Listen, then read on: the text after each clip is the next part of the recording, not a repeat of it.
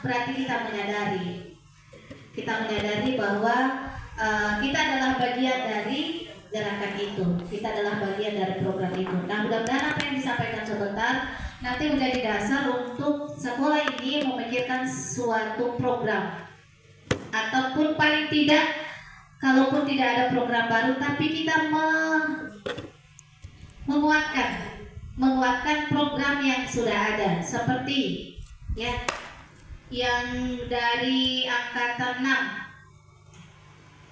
angkat sampai itu. Kemudian apa lagi? Budaya 3S itu mari terus kita tingkatkan. Nah, nanti ini seperti apa lagi nanti kita akan dengarkan bersama. Nah, oleh sebab itu pada Ibu Titik disilakan. Kepala SMP Negeri 5 Pakuyangan, Bapak Ibu. Tujuan pendidikan yaitu tujuan pendidikan menurut tokoh pendidikan kita, yakni Ki Hajar Dewantara. Menurut Ki Hajar Dewantara, tujuan pendidikan ini adalah menuntun segala kodrat pada anak agar anak mencapai keselamatan dan kebahagiaan setinggi-tingginya, baik sebagai manusia maupun anggota masyarakat. Nah, tugas ini adalah setiap anak lahir dengan keunikan masing-masing, dengan potensi masing-masing. Jadi anak lahir sudah memiliki bakat dan potensi masing-masing. Tugas kita sebagai pendidik hanya menuntun, bukan mengubah apa yang sudah lahir, yang sudah dimiliki oleh anak itu dari lahir.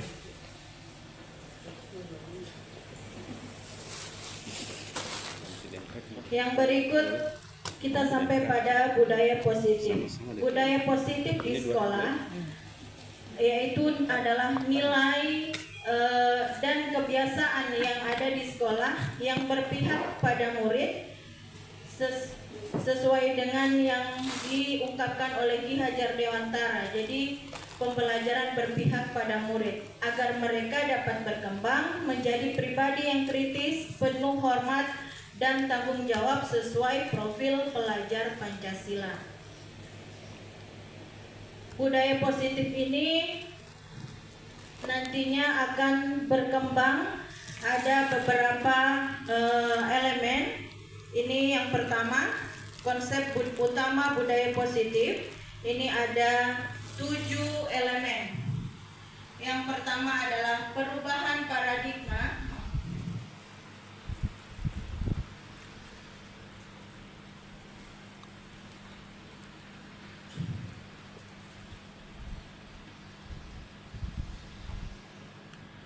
Yang keempat, motivasi perilaku manusia. Yang kelima, restitusi posisi kontrol guru.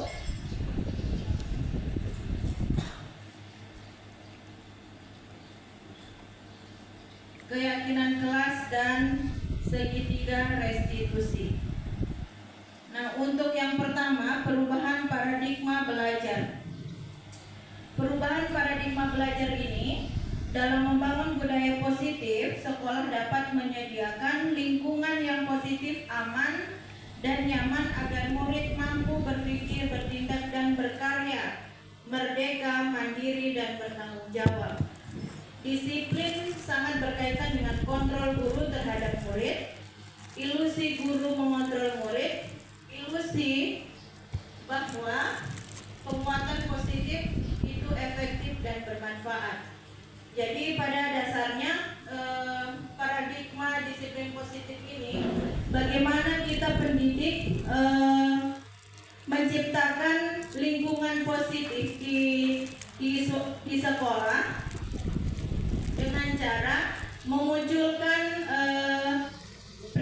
perilaku-perilaku yang mencerminkan perilaku positif sesuai dengan profil pelajar Pancasila. Misalnya kita wajib saling menghargai dan menghormati antar warga sekolah dengan tindakan misalnya salam sapa, senyum itu sudah termasuk di tindakan atau budaya positif. Nah, disiplin positif di sini pada dasarnya berasal dari kata bahasa Latin yaitu disciplina yang artinya belajar. Nah, ini yang perlu di garis bawahi. Disiplin itu artinya belajar. Makna asal dari kata ini berkonotasi dengan disiplin dari murid-murid. Itu menurut Socrates dan Plato. Disiplin diri membuat orang menggali potensinya menuju sebuah tujuan apa yang dia hargai. Namun dalam budaya kita, makna disiplin telah berubah menjadi sesuatu yang dilakukan seseorang pada orang lain untuk mendapatkan kepatuhan. Ini yang sudah membudaya di lingkungan kita, bahwa kalau kita mendengar kata disiplin artinya sebuah kepatuhan. Jadi itu memang apa ya? Memang sudah terkonsep pada umumnya bahwa kalau kita mendengar kata disiplin, oh iya berarti harus namanya disiplin berarti kepatuhan, iya kan, seperti itu. Jadi memang kita tidak memungkiri itu. Makanya di sini disiplin positif saya ambil beberapa pengertian dari beberapa ahli. Jadi kita sama-sama belajar di sini bahwa disiplin itu tidak selamanya mengacu pada kepatuhan. Disiplin itu lebih bagaimana kita belajar mengontrol diri sendiri dari diri kita sendiri untuk membudayakan perilaku positif. Nah, mana kata disiplin? Ini yang saya jelaskan tadi. Disiplin adalah kemampuan memerintah diri sendiri dalam mengontrol dan menguasai diri untuk memilih tindakan yang mengacu pada nilai-nilai yang kita hargai dengan penuh tanggung jawab tanpa terperintah orang lain. Nah, kalau saya menurut pemahaman saya, disiplin ini lebih ke kesadaran diri. Jadi dari pengertian ini saya mengambil bahwa disiplin kebutuhan dasar manusia itu ada 5. Yang pertama adalah cinta kasih atau diterima. Yang kedua ada kesenangan. Yang ketiga penguasaan. Yang keempat kebebasan. Dan yang kelima bertahan hidup. Memberikan tindakan, saya langsung meminta maaf kepada siswa itu tersebut dengan memberikan binaan. Lain kali itu jangan kasih keluar di ini supaya dapat lihat ganteng, boleh jangan di dalam. Dan ada satu hal itu mungkin tidak bisa dan mungkin dari diri saya sendiri tidak bisa dikontrol, apalagi pelanggaran yang saya lihat langsung. Ya, kebetulan waktu itu saya melihat langsung siswa yang merokok. Nah, makanya tadi saya sudah singgung di upacara.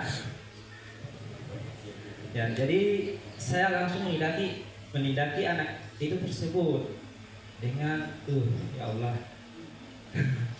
Jadi setelah itu besoknya saya langsung datangi siswa. Saya sudah minta maaf, lain kali Uti jangan, itu masih ada jam pelajaran kamu rokok di dalam di belakang sekolah, apalagi pada saat jam pelajaran berlangsung. Nah, jadi itu mungkin dari saya. Jadi saya ini bertanya-tanya disiplin yang disiplin positif yang saya.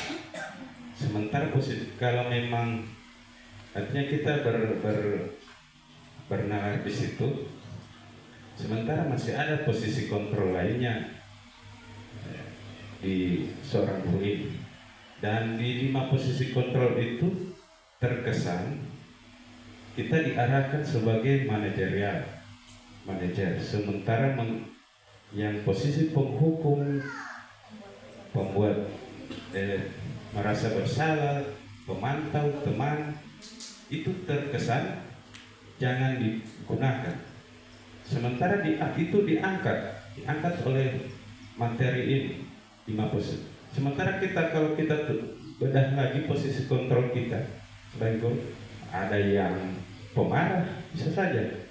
Ada yang apatis. Kenapa tidak disebutkan di posisi kontrol itu? Nah, kembali ke 5 posisi kontrol ini Bapak Ibu, saya sempat entah itu jadi, saya juga tidak ini jadi doktrin atau jadi penguatan oleh instruktur ke pengajar praktik atau ke bawah, yang terkesan bahwa kita itu harus ke manajer. Saya mengambil kembali lagi bahwa saya merasa bahwa kita ini disuruh kalau perlu di 5 posisi ini kita berputarnya. Jadi tidak harus sebagai penghukum, itu tidak bisa. Karena selama realitanya kita jadi dilema Bapak Ibu. Ketika anak yang harus perlu penguatan dengan hukuman, kemudian cuma kita mau pakai posisi sebagai teman, dia mau menjadi batang leher Bapak Ibu, si anak ini. Jadi 5 posisi ini saya rasa sudah dipikirkan oleh para ahli, dan kita suruh entah memilih atau harus 5 posisi ini kita. Itu pemikirannya saya di posisi kontrol ini. Kemudian jadi mungkin menurut kebetulan juga Ibu ada buket, itu bisa di sharing mungkin ke teman-teman ini penggerak. Artinya kita berkritisnya kenapa posisi kontrol lain tidak diangkat, seperti apatis, seperti kalau misalnya penghukum jangan mengambil sebagai penghukum, jangan mengambil sebagai pemantau. Kenapa tidak dicantumkan guru seorang apatis? Kenapa posisi sebagai apatis, sebagai pemarah, sebagai pencuek atau bagaimana? Artinya kan di sini kita pemikirannya lebih ini, pasti ada apanya. Kemudian kembali ke materi lagi. Tadi segitiga restitusi, mungkin untuk tahapannya dan prakteknya itu sebenarnya ada berapa tahap untuk mendapatkan posisi, mendapatkan keyakinan kelas itu. Sampai ada yang model Y itu kalau mungkin akan didapatkan di lokat 3, lokat karya 3 atau lokat 3 dia. Kita akan mempraktekkan pengambilan keputusan berdasarkan segitiga restitusi itu. Keyakinan kelas, pengambilan keyakinan kelas. Mungkin itu dari saya yang mengganjal. Untuk materi selanjutnya itu sudah luar biasa. Cuma mungkin menurut Bapak Ibu terkait dengan 5 positif tadi, saya mohon maaf ini, saya menilai setiap diseminasi yang kita lakukan di sekolah ini belum ada ukuran standar yang bisa kita pegang. Dalam artian begini, mohon maaf, maksud saya begini, apakah saya berpikir semacam ini sehingga saya sudah menggambarkan ketika saya masuk di CGP, seperti ini rasanya. Jadi saya berpikir apakah ini hanya sebuah pemenuhan tugas atau betul-betul ini diimplementasikan. Nah sekarang saya ada nilai perbandingan. Saya mohon maaf ini, semua yang terkait yang disampaikan oleh Ibu Titi tadi itu sama halnya dengan yang ada di kami di bimbingan konseling. Di bimbingan konseling itu jangankan pegang kayu, menghardik pun tidak bisa. Tetapi kenyataannya seperti itu. Nah, coba saya menyarankan terkait dengan 5 hal tadi itu dengan sedang mengaplikasikan tentang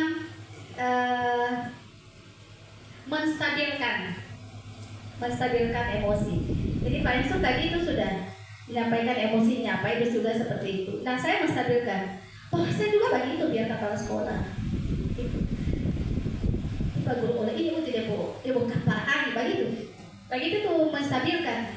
Artinya kita menggambarkan sama siswa, dia awal ini dia manusia biasa seperti orang sekarang yang sudah berhasil, menyadarkan dia. Jadi menstabilkan itu menyadarkan dia.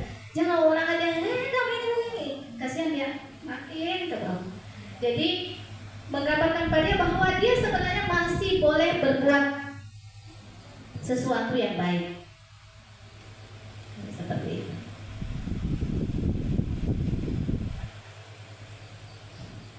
Nah, kemudian tadi ada pertanyaan dari Pak Idrus, mengapa hanya 5 ini? Saya juga baru tahu dari Pak Idrus kalau ternyata ada lebih dari 5 posisi kontrol, dan saya belum mengetahuinya. Cuma yang saya pelajari ini, yang 5 posisi kontrol ini, itu juga ada di PMM, topik disiplin positif. Jadi memang sebelum angkatan 6 ini mempelajari materi ini, saya sudah lebih dahulu membaca-baca itu, sehingga pada saat dipresentasikan, oh ternyata berkaitan. Dan kira-kira kalau ada berapa Pak Idrus semua? Kalau Pak Idrus sudah melihat literaturnya.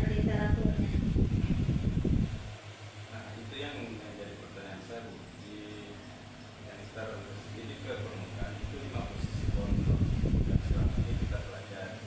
Iya. Nah, sementara saya melihat masih ada posisi kontrolnya selain 5 posisi ini. Seperti apa Pak contohnya? Seperti saya sebutkan tadi, dan salah satunya juga misalnya ada yang tukang pukul dia atau yang bacuek agak. Coba kita identifikasi dulu. Kalau yang tukang pukul, badian bagaimana? Artinya ketika dia marah dia diam kan. Oh ya, kira-kira itu. Coba mari kita identifikasi dia mungkin sama dengan di posisi apa ya? Posisi sebagai teman, penghukum, bersalah, cenderung marah itu atau tapi yang kalau yang jadi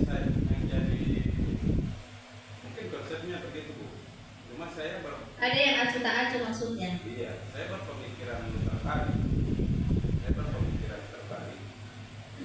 Kenapa hanya 5 posisi kontrol ini yang diangkat?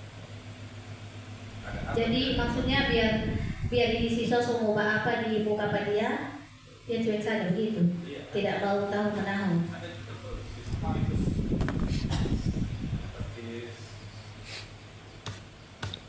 Nah, sekarang begini.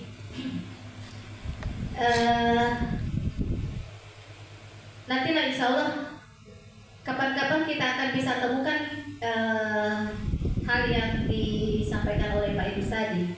Tapi untuk sekarang ini kita membahas dulu yang 5 posisi kontrol ini yang sudah disampaikan oleh teman-teman dari angkatan 6 sampai sekarang angkatan 9. Nah, yang ditanyakan tadi, yang disampaikan tadi bahwa kita ini diajak ke posisi manajerial. Benar sekali Pak Idrus. Kita memang secara pelan-pelan diajak ke sana. Dari 5 posisi kontrol ini, posisi penghukum, kemudian posisi merasa bersalah,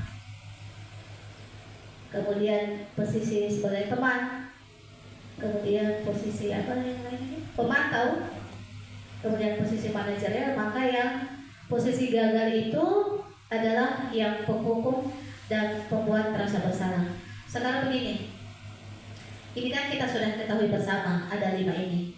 Mari kita tinggalkan secara pelan-pelan yang posisi penghukum dan pembuat merasa bersalah. Pemantau, teman, dan manajerial ini juga pelan-pelan kita menuju ke posisi manajerial itu. dengan menerapkan segitiga restitusi. Nah, sekarang untuk keyakinan kelas, jadi kita harus tidak lanjut ini apa yang disampaikan ini. Untuk keyakinan kelas itu wali kelas sudah membuat. Ibu Titik sudah, Ibu Melan sudah, dengan yang sekarang ini. Oh ya, nanti segera. Ibu Helmi sudah dipampang. Kemudian Ibu Silvana sudah ya? Nah, sekarang Ibu Nini sudah. Oh ya. Assalamualaikum warahmatullahi wabarakatuh. Perkenalkan, nama saya Helmi Hangadi, salah satu rekan guru SMP Negeri 5 Pakuyaman. Perihal budaya positif yang telah dipaparkan oleh rekan saya, Ibu Titik Nurhayati, sangat bagus. Serta contoh konkret penerapan budaya positif, yakni tentang keyakinan kelas, sudah mulai terlihat dampak baiknya. Mudah-mudahan hal ini akan terus dapat berkembang dan dapat menginspirasi rekan-rekan yang lain untuk perubahan yang lebih baik lagi. Sekian testimoni yang dapat saya sampaikan. Terima kasih. Wassalamualaikum warahmatullahi wabarakatuh.